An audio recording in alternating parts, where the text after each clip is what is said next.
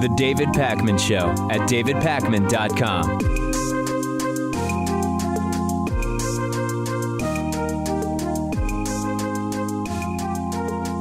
It is now becoming a more and more prevalent assertion, I guess I'll call it, that Orlando gay nightclub shooter Omar Mateen was gay himself. A witness told the Orlando Sentinel that Mateen had been to the nightclub in question, Pulse, dozens of times. A former classmate told the Palm Beach Post that Mateen was gay and that he had been asked out romantically by Mateen once before. 3 additional witnesses confirmed that they had seen Mateen at the gay nightclub more than once before. Ty Smith told the Sentinel, quote, sometimes he would go over in the corner and sit and drink by himself, and other times he would get so drunk that he was loud and belligerent. Chris Callan, who performs at Pulse under the name Christina McLaughlin, told the Canadian Press and CNN's Anderson Cooper that Mateen had been going to the bar once or twice a month for a period of at least 3 years. And then an Orlando man told MSNBC's Chris Hayes yesterday that he had seen photos of Mateen on a variety of gay dating apps and that he had even been in contact with Omar Mateen via some of those apps. Lastly, a former classmate of Omar Mateen's 2006 Police Academy class said he believed Mateen was gay, saying that Mateen did ask him out. Lastly, outside of friends and acquaintances, the ex-wife of the mass killer Omar Mateen claimed yesterday that she believed Mateen was gay. This is Sitora Yusufi, who was married to Mateen in 2009 for just 3 months. She made this claim on Brazilian television. Her fiancé, Marco Diaz, speaking in Portuguese on her behalf, said that Yusufi believed Mateen had gay tendencies and that his father had actually called him gay in front of her. Diaz also claimed the FBI asked her not to tell this to the American media, which, if true, brings up a whole other series of questions as to why the FBI would make that demand of her. Of her regarding Omar Mateen. What does this change, if anything, in terms of our understanding of the incident? If true, maybe not that much. I mean, if you target people because they are gay, does it really matter if you are gay or not? Either way, you have targeted gay people, have you not? Yes. Can you still call it a hate crime? That is the question I would ask. I think you can, because identity politics doesn't change whether you are, to the extent that the hate crime thing matters, right? And I know to some people, Eggman comes to mind. It doesn't matter. But to the extent that we're talking about hate crimes, if the hate crime is motivated by certain factors, including sexual orientation, that is what matters. I don't know that the identity, I don't know that the boxes checked by the perpetrator change whether or not it was motivated by a certain factor like sexual orientation. Yeah. Well, perhaps what you have here is his family is very religious. We knew that. Yeah.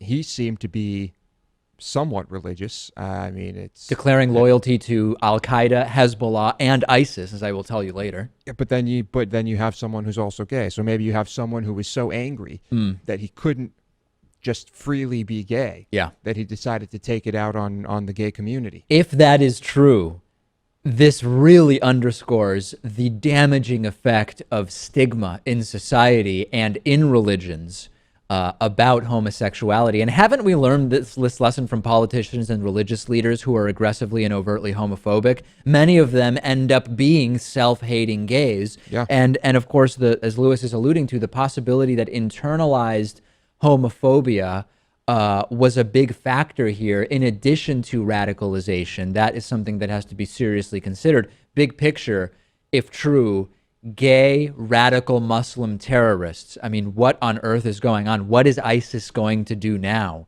which has praised but not taken responsibility for such attacks in the past? Things are getting very, very mixed up out there. Yeah, as someone who has pledged allegiance to ISIS, you'd expect them to praise this. And I don't know if they've started praising this attack yet. Yeah. But I would imagine that perhaps after learning that this guy might have been gay or is gay, maybe they'll hold back. It's all just truly, truly incredible. And there's a number of other angles I want to discuss about this with you. Yesterday, as far as the story of the Orlando mass shooting, I made very clear that there is no one solution to the problem of these terrorist attacks using guns against minorities of different kinds, be they sexual or racial or religious or whatever, perpetrated too frequently by extremists from a variety of faiths in the United States, a plurality of the Christian faith, worldwide, a plurality from the Muslim faith. The solution isn't simple, right? It's not just gun control, but that's a part of it. It's not banning Muslims, as Donald Trump wants to do. It isn't U.S. foreign policy abroad that is the sole radicalizing factor. It's not just saying these are merely, as if that word even makes sense, merely mentally ill people. It is complex. And in the wake of this, there have been lots of discussions circulating about, the shooter in Orlando was a radical Muslim, and that's the only story that matters. Mental illness doesn't matter. Or others saying, Muslim or Christian or atheist or not, this guy is nuts. Only nutty people go out and mass shoot 100 others, killing about half of those. Religion is not an important factor. It's sort of an irrelevant side note. And on corporate media, you have this manichaeistic dichotomy, a false dichotomy. You either bring on the guests that will say, this is just religion, or you bring on the guests, the psychologists often, who say, this is mental instability. That's all that really matters. Can't we realize that it's both and likely other factors as well? I mean, obviously, you have to be somewhat nuts to go out and do a mass shooting, but there are lots of anti-gay Muslims who are, and I hate to use this term because it sounds so innocuous, and it's not, there are many Muslims who are casually anti-gay, and they don't want physical harm to come to gay people. And then you have anti-gay Muslims who, for the sake of following this line of thought, maybe they don't care if harm comes to gay people, but they would never go out and do it or even advocate for violence. And then you probably have some anti-gay Muslims who would never go out and do violence, but they would like violence to come to gay people or whatever. And then, yes, there are some who clearly have something else wrong with them as well, who are actually willing to go out and take that homophobia and put it into action, real world violence. This guy may have gone out with lots of other catalysts inspiring him and committed violence. It just so happens that there were anti-gay Muslim beliefs there. How can we possibly disaggregate the two completely? You really can't. No, you can't. It just so happens that many mentally ill people gravitate towards religion, right?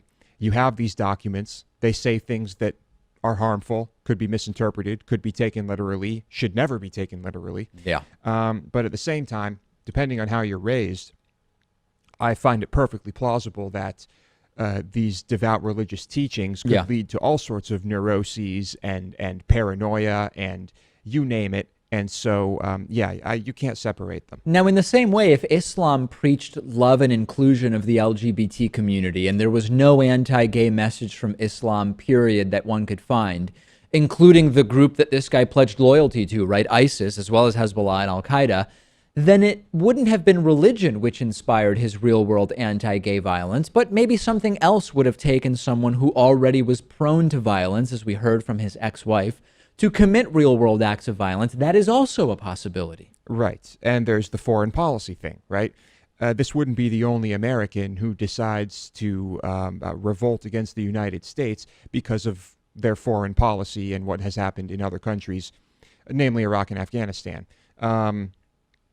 But why then would it be a gay nightclub that he attacks in response to that? You would think that a different target might might be better. Well, some people emailed me after yesterday's show saying, David, you're wrong that religion is the only source of homophobia. Yeah, that's true. I mean, there are other ways that people come to homophobia, but I can assure you there's nothing natural about homophobia. It has to be taught. As I've mentioned many times, my little sister, who is now 12 and has grown up in a world where she has friends who have two moms or two dads, it's never mentioned that this is a controversial thing. She's fortunately still innocent to the degree that she doesn't know that for decades and decades and even longer, there has been hatred and targeting and discrimination against gay people. There's no way she would have naturally come to say, there's just something wrong with my friend having two mommies. That has to be taught in some way. And typically in the United States and in other parts of the world, the way people come to that is religion in some way, shape, or form. Not all, but overwhelmingly. Yeah. And so you can't say with certitude that without religion, that type of sentiment would not exist. Right. But it certainly would be far, far, far less prevalent. And for some reason, people consider these religious documents legitimate, and they're really not. Bottom line, the corporate media segments where you have a psychologist versus, some Christian pastor, one arguing that this is all mental illness, one arguing that this is all the Muslim faith. We're not going to get anywhere with that nonsense. And quite frankly, I don't even know that it's getting that great of ratings. But send me your thoughts. Is there something I am missing here? I'm on Twitter at @dpacman. The David Pakman Show at davidpakman.com.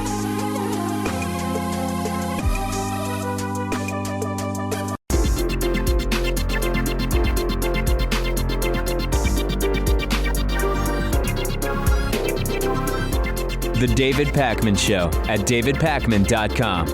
Today's new member of the day is Corey Wyatt. Corey, thank you so much. This picture is just crazy.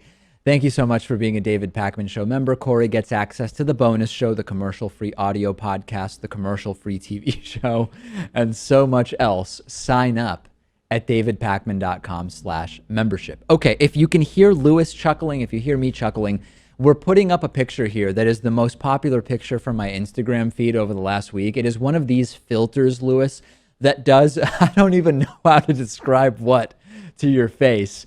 And this is a picture of me. How would you describe what it is that is going on in this picture, Lewis?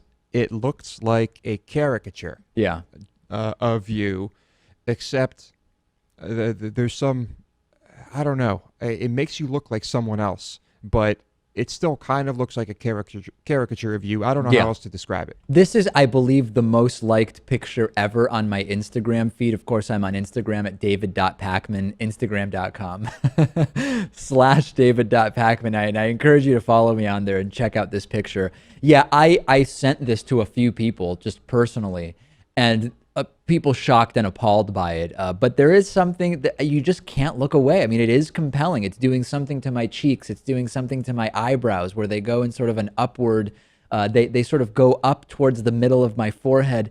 It's amazing. It's simultaneously grotesque and art, That's how I would describe it. Yeah, it's something that maybe no one should ever have to see, but it's too late for that. And if you're listening, do not miss it. Yeah, you might want to check it out. Follow me on Instagram. I'm on there at david.pakman. I will also remind you, we are taking your calls tomorrow, Wednesday, June 15th, 1:15 p.m. Eastern, United States time. The number is 617-830-4750. Please do keep calling if busy. We take calls for about 15 minutes. I know it can be tough to get through. We're hoping to have a system in place at some point, if someone can help us figure out how to do it, where we can put calls into some kind of hold queue. But as of now, if we're talking to someone, you get a busy signal. So please do keep calling, and we will take people's calls tomorrow. After the Orlando shooting, Hillary Clinton told NPR that in order to counter self-radicalization, which is what she assesses happened to the Orlando shooter Omar Mateen, she wants to create a team exclusively dedicated to detecting and preventing lone wolf attacks and possibly expanding terrorist watch lists. She's also calling for creating more, quote, integrated intelligence use among a variety of law enforcement agencies to strengthen communication between agencies. That's all well and good. We've talked about the reality that communication, interagency communication between FBI and other federal law enforcement and state and local law enforcement, it often hasn't been very good.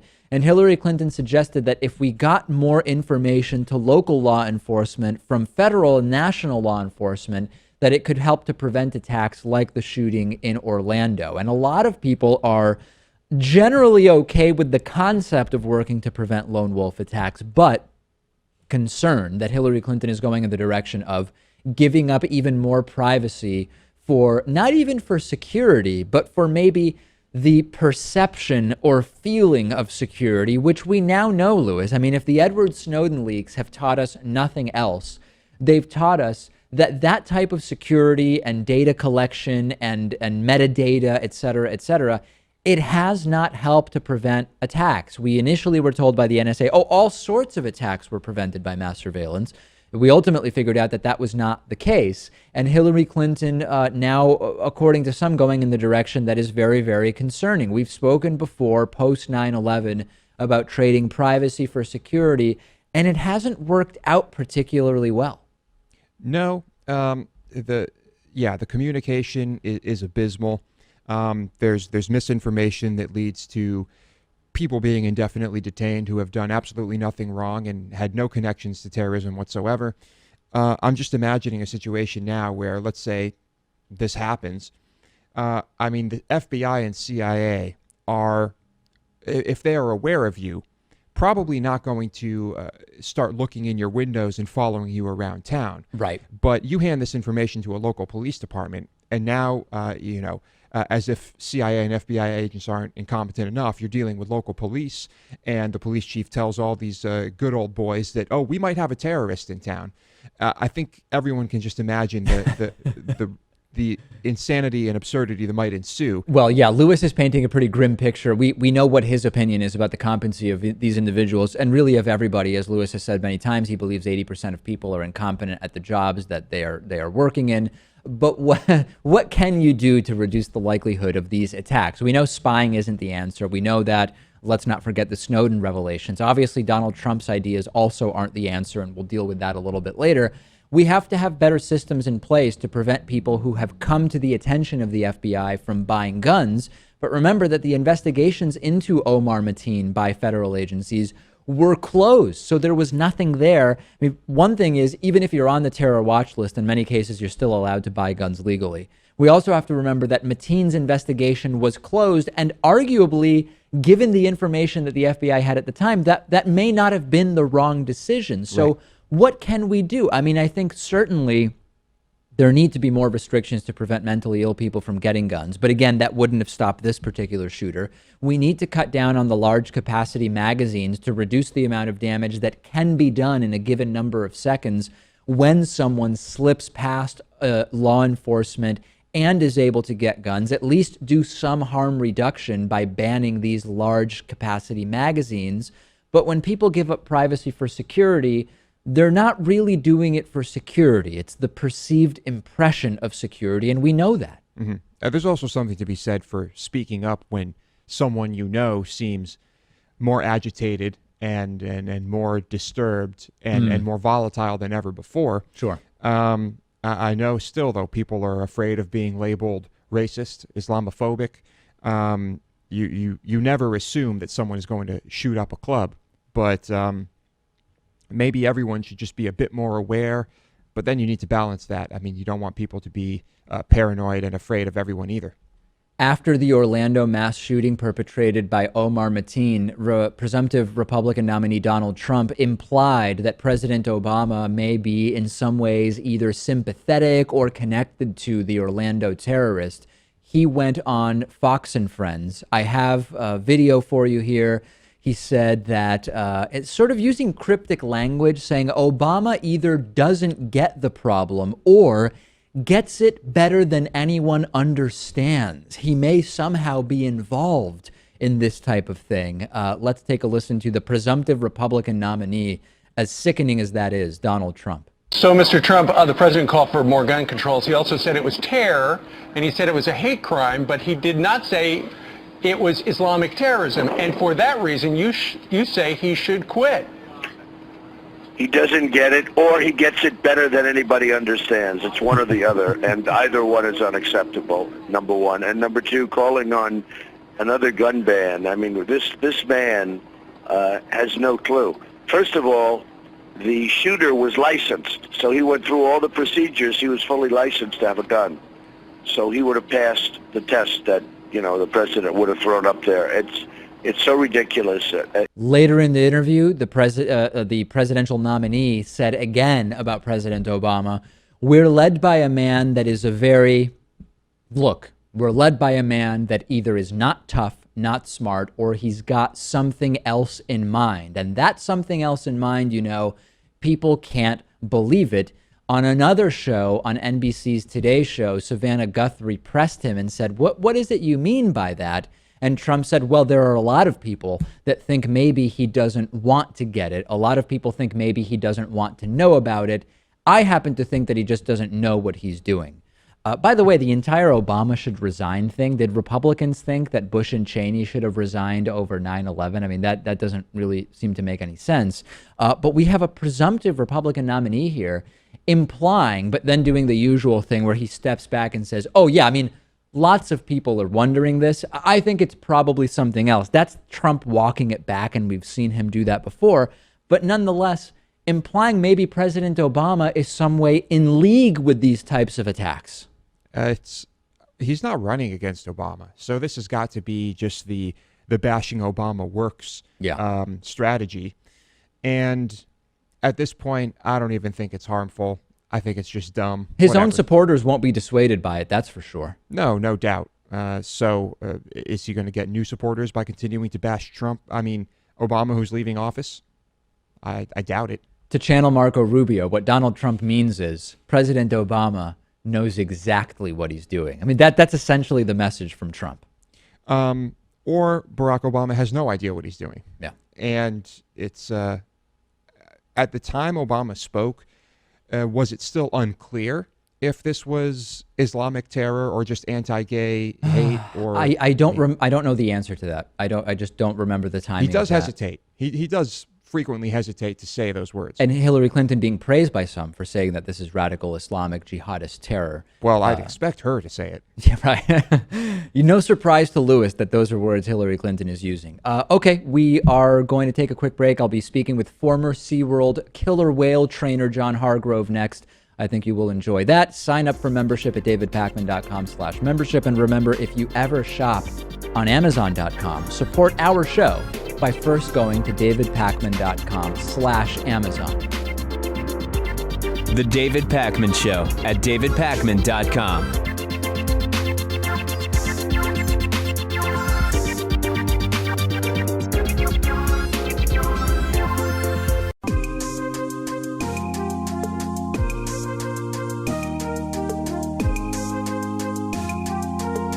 Welcome back to the David Pakman Show. I'm joined today by John Hargrove, who's a former senior killer whale trainer at 2 SeaWorld Parks. He has since left and exposed much of what goes on in the killer whale entertainment industry. John, it's so great to talk to you. How did you first get into the world of training whales? Thank you for having me. Ever since I was a little kid, I love kids since I can remember. My first memories as a child, but when I first went to a SeaWorld Park, I was 6 years old. That was in 1980. I just was completely mesmerized by the shows. And from that point forward, that's all I ever talked about. That's all I ever said I wanted to be. And I often get that from people I went to school with that say, you're the only person we know that used to say as a kid, this is what I'm going to be. And you actually turned out to, achieve that. And you were hired as an apprentice trainer at age 20 at SeaWorld San Antonio. Then in 95, you transferred to SeaWorld in California. Can you give me a sense of for how long or until what point did you think that this entire world was on the up and up in terms of ethics and the health of the whales? When did you start to say, oh, you know what, this maybe isn't as good of a thing as I thought? Yeah, I would say probably around the 4-year mark. And the reason why it takes even to 4 years is because you learn very quickly right away in the beginning that it's not right for the people. That this perfect life that you had envisioned that you were going to live, happily ever after with the whales, with all your other teammates that have the same dream and same passion, so you're all going to be this tight-knit family. You realize that is a complete farce right away. But because it takes you so long to do things with the animals, especially with orcas, it takes years to get to the point where you start to see and understand the drugs that are being given, understand the procedures that are being performed and why they are being performed on the animals, such as like invasive procedures, the deaths of whales and how young they were, and then you'd have another death of another whale, and then they are so young, and then you start hearing, because we weren't exposed to the research and the data from researchers and science, marine mammal scientists out in the wild. We were really shielded from that because they didn't want us being exposed to anything. We were taught and brought up very elitist mentality that we are the experts and we are the only experts on the planet, and we're the ones that know everything, and everybody comes to SeaWorld to get anything. So we were really, it wasn't even discouraged. We were just completely shielded from any outside influence, any outside information. And it was a very ominous feeling too, that if you did start to search for other sources of information, there were consequences to you in your career, whether you were held back, you weren't promoted when you would normally have been promoted. If maybe you weren't moved to a certain area to work with certain animals that you wanted to work with. There were always ways that management found a way to hang things over your head to keep you in line and keep you the way that they wanted to keep you. Yeah, so really I mean, a couple of some of the big myths that the documentary Blackfish, which you were interviewed for, exposed include this false notion that we often hear from SeaWorld, and that there's documented video of being repeated on tours, that the orcas actually have longer lifespans at SeaWorld because of the great care they receive. We now know that that's not the case. We're often told, oh, the dorsal fin flopping down, that's totally normal. That happens in the wild as well. In reality, it's incredibly rare in the wild, but very common at SeaWorld. When you say that there were sort of repercussions for exploring other data on that, what did that mean? I mean, if you just went home and Googled some of that information and wanted to find out about the life expectancy or the dorsal fin or whatever, in what way did the consequences happen? Well, to date myself a little bit, I'm 42 and I left in August of 2012.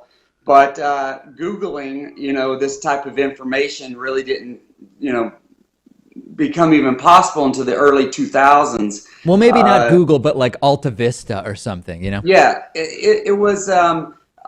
We were told flat out that, and you can paraphrase this, but they use these words and words equally offensive, but that these marine mammal scientists and researchers that were not associated with SeaWorld, they did not share the same views as SeaWorld, were crazy people, that they were the lunatics, they were the fanatics, they were the animal rights extremists. We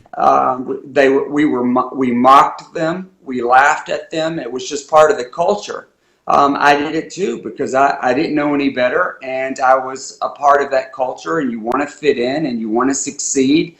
And I had no reason at that time to doubt them, so you really just truly just blindly believed that what they were saying to you, everything out of their mouth, you took it as gospel. Because why would they lie to you? Which is a line that Sam Berg uses in the film Blackfish, a friend of mine and former SeaWorld trainer. And, we just all wanted to do that job because we love the whales and we wanted to be happy. And we thought the whales were also. And it's quite shocking as you go through your career and you progress through your career and you realize that 100% of captive adult male whales and at SeaWorld or other parks are collapsed. Their dorsal fins are completely collapsed, 100% of adult males and some of the females. And then you also learn that, like you were saying, with the life expectancy, I did just for an op-ed recently, I just took the 10 most recent years, which according to SeaWorld is their most advanced period for their superior veterinary care, which I'll get more about that in a second. But these whales, the average life expectancy of these animals was under the age of 13 years old. They were dying on average before the age of 13, and this was in the most recent 10-year period. So, there's so many things like that are just absolutely ridiculous. And even when you face SeaWorld with these cold, hard facts and data, it doesn't matter where they are, the forum, it doesn't matter. And this is where I was naive. It doesn't matter if they're before the California Coastal Commission or the California State Assembly, or if they're in federal court. They will continue to lie, and they stick to their talking points, and it's like they don't care, or they feel like if we say it enough, then eventually they'll stop asking us. I don't know what it is, but it's actually, from a psychological standpoint, it's fascinating to watch it, because they'll sit there and say, we don't separate mothers from their calves, and they'll use a picture of a mother and calf that are in completely different countries. But yet they'll still sit there and say to a member of the assembly, no, we do not separate mothers from calves. Yeah. That's not true. Hey, it's just John, astounding. you became an expert witness for the government in multiple cases involving SeaWorld and whales. You have the New York Times best-selling memoir, Beneath the Surface, and as a result of all this, SeaWorld has tried to smear you, and one of the ways they've done this is by sort of releasing and or publicizing a video where you're on video using the N-word, and it sort of seems to me, as fascinating as it is whether you're racist as an individual or not, it seems like that has nothing whatsoever to do with the allegations about SeaWorld, does it? Absolutely. And, and of course there's two different issues there. And one is, I'm not a racist, but, and that word is an ugly word. And, I take full accountability for it. That video was 6 years old. I was completely drunk, and I was in the privacy of someone's home, and I was trying to get someone to repeat a story where that racial slur was used. But regardless, it's inappropriate, it's ugly, that word hurts people, and you don't say it. But aside from that, you're right, it has nothing to do with my killer whale training career. It has nothing to do about the facts that are in my book. And it's very ironic that the people who did this, SeaWorld, because they weren't even smart enough to use a third party, they themselves sent it to the media and said, before you interview this guy or before you give his book a review, you need to watch this video, and he's a liar and he's this. When SeaWorld themselves were found guilty, not just charged or investigated, but they were found guilty by the federal government for racial discrimination and their hiring practices over 1,000 times specific to blacks and Latinos. So it's like, this is the company. So what I found really one of the most offensive things I found about that is that they used the black community. They exploited the black community to try to get back at me and to try to, to smear me. And trust me, I know SeaWorld so well. I mean, they created me. I know this is how they work. This is how they operate. So I knew they were going to come with something. I just didn't know what. And that was an illegally recorded video. That when you can't record someone in the privacy of their own home against their will, and they not know about it, and then 6 years later, at the time they released it last year was 5 years, but now it's 6 years, and then give it to SeaWorld, and SeaWorld push it out to all these media outlets. So there's still potential legal consequences for doing so. And if that were to happen, I would put that money back into the black community and also for seaside sanctuaries for orcas. But just SeaWorld's disgusting, in so many ways. That but this is how they operate. This is how they shut up and silence so many trainers, and so many trainers are fearful of them because they know they use tactics like this. I saw them do it on many other trainers throughout my career. Not that specific tactic, but others that were equally as shocking and desperate. It's really a desperate move on their part when they can't just even debate the facts about the animals and what's really happening. They have to start digging around into your personal life and trying to say, look, he's a bad person. Don't like him because, it's so childish, really. John, in the very limited time we have left, there was a lot of hubbub around this announcement that SeaWorld made not long ago that they're ending the orca breeding program. They're responding to what they described as sort of changing public opinion about these types of killer whale shows and training programs. Real quick, what's your sense of that? Is there really any value to that? I mean, it seems at this point they have a number of young whales and that they can continue this for a long time, even if they stop the breeding program now. Exactly. And, well, first of all, they knew they had to make that announcement because they saw the legislative writing on the wall, so to speak, because we won AB 2305, which is the bill that has now become law that prevents SeaWorld from their captive orca breeding program and artificial insemination. So they just did the PR move and tried to get out ahead of it to try to look like, oh, look, we're the good guys. We came up to this decision on our own. No, you were forced to do that. And even Joel Manby later said in interviews that they were forced to make that decision. So, they haven't evolved, as they often like to say now, too. They were forced legally. And, the fact is about, as far as changing the shows goes for these whales, however the public sees the shows, whatever window dressing, so to speak, you want to put on it, you change the set, you change this, you change that, that's for the public. That does not affect the whales and the concrete tanks that those whales are living in. And those tanks are from the mid-'80s.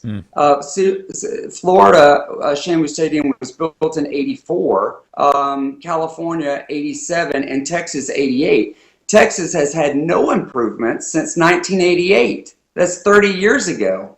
And yet all these whales have made them hundreds of millions of dollars throughout the years, and the whales never benefited. But as far as the breeding program goes, right now Takara is pregnant.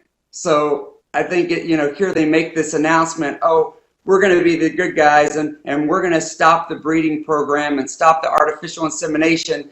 Oh, yeah, and by the way, one of our whales is pregnant right now as we make this announcement. Yeah. So, I knew they were going to do that to Takara, too, because she was one of the most viable females to be used as a baby machine, essentially.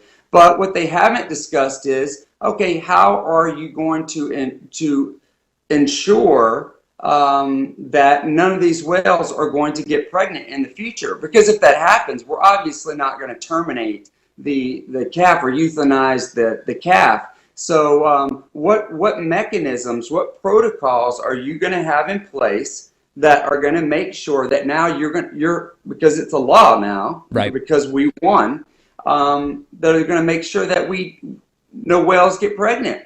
That, like Takara being pregnant right now, that does not happen again. And they have not come forth with any of those protocols. No doubt. Yeah. We've been speaking with former senior killer whale trainer at 2 SeaWorld Parks, John Hargrove. His book is Beneath the Surface. John, fascinating, compelling, and obviously incredibly disturbing. Thanks for sharing today. Thank you for having me. Have a good day. The David Pakman Show at davidpakman.com.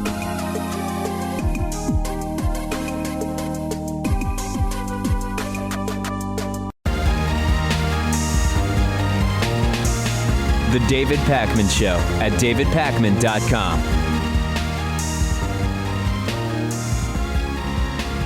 We've already reported to you that the Orlando mass shooter Omar Mateen has pledged that he was a supporter, pledged loyalty to the Islamic State. That was reported by FBI Director James Comey in a press conference yesterday, etc. But here's where it starts to get a little weird. Comey also said that during calls that were surveilled by the FBI, Mateen mentioned Moner Mohammed Abu Salah, a fellow Floridian who traveled to Syria to fight with Jabhat al-Nusra, the al-Qaeda affiliate in Syria. And Mateen had been investigated by the FBI for his contact with Abu Salah back in 2014. That case was ultimately closed, but Abu Salah returned to Syria, where he killed himself in a suicide attack. So that is a connection, ISIS and Al-Qaeda, that is contradictory, as FBI Director James Comey said. In addition to that, in 2013, Mateen claimed to be a member of Hezbollah, the Shiite military militia based in Lebanon. These groups are not friendly with each other. Hezbollah, Al-Qaeda, and ISIS, ISIL, the Islamic State, the three groups which Orlando shooter Omar Mateen either pledged loyalty to or seem to be connected to, are in many cases enemies. The Islamic State and Al-Qaeda are both Sunni Islam-inspired groups. Al-Qaeda has publicly disavowed the actions of ISIS, though, and Hezbollah is a Shiite Islamic group, totally separate altogether. In Syria, Hezbollah supports the government of Bashar al-Assad, which means that it is basically positioned against the Islamic State and Al-Qaeda. But this isn't really that shocking, right? I mean, maybe Omar Mateen wasn't looking at the differences between the various Islamic terror groups, but was looking at how they were alike, and those similarities are what appealed to him. Oh, no doubt.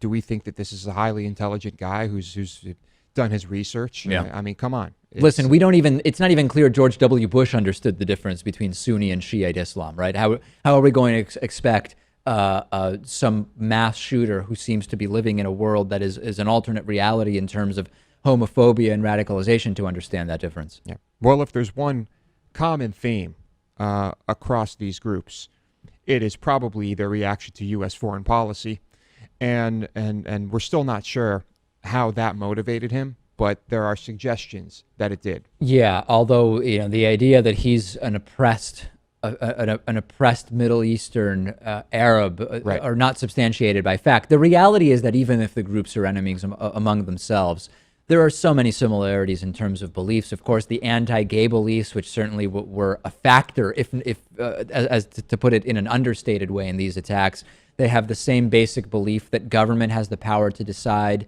what religious beliefs must be practiced by people within a country. They want their religion to be informing government and judiciary and law.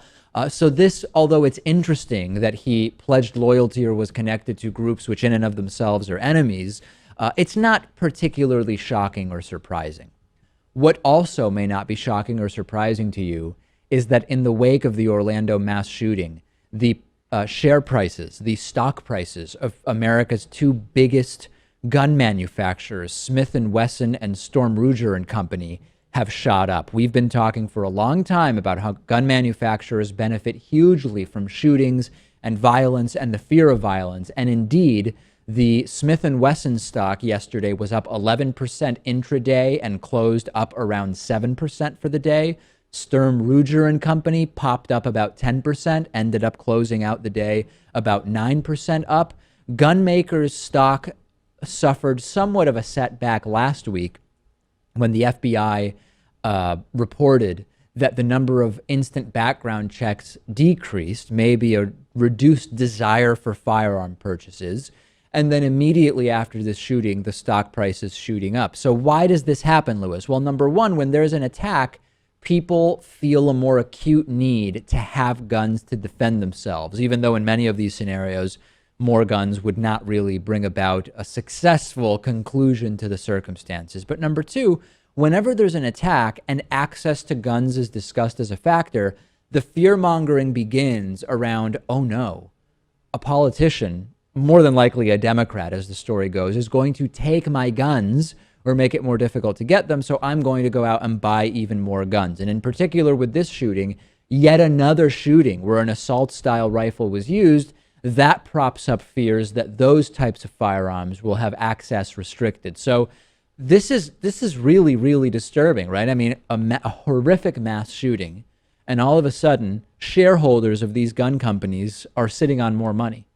Yeah, and 10 points in one day. I mean, this does not mean that the gun sales from that day translated to stock prices going up. I mean, this is purely speculative. Well, the idea of free market economics and stock prices is that the share price reflects all known information at the time. Right. So even if all of these guns aren't bought the day after the shooting, the information of that shooting and how individuals are likely to respond is presumably what investors are responding to.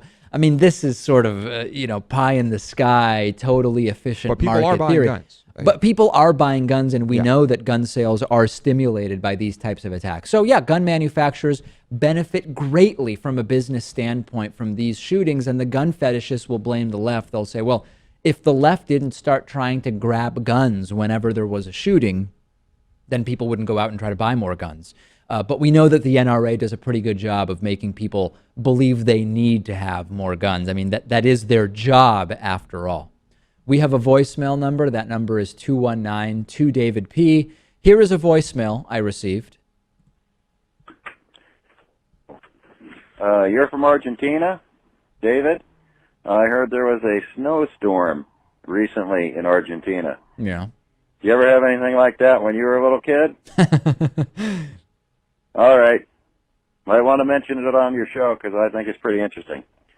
Yeah, I mean, it's not that interesting. Argentina sort of stretches from desert all the way to Antarctic, and much of Argentina has lots of snow all the time. It is true that Buenos Aires doesn't really get snow. It's very, very rare there. Buenos Aires is about as far south of the equator as Philadelphia is north, but because of its placement relative to the river, as well as humidity, etc., it really doesn't snow very often. But that is unusual. Not unusual to have snow in many parts of Argentina. Not the tropical paradise that many people envision it to be. Is it like state of emergency when there's an inch of snow, like in so many places in Not the southern really. U.S.? No. The last time it happened, I remember my cousins went out biking. They thought it was just really funny to be biking in snow, and it had been a very long time since it had snowed in the city prior. So yeah. Anyway, snow in Argentina. Sometimes common, sometimes less common.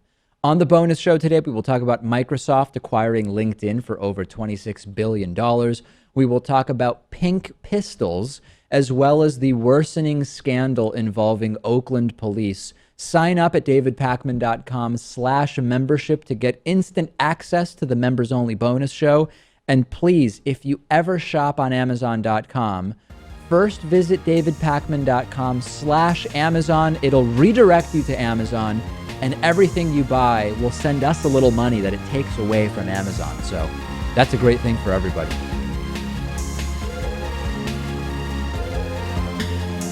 The David Pakman Show at davidpakman.com.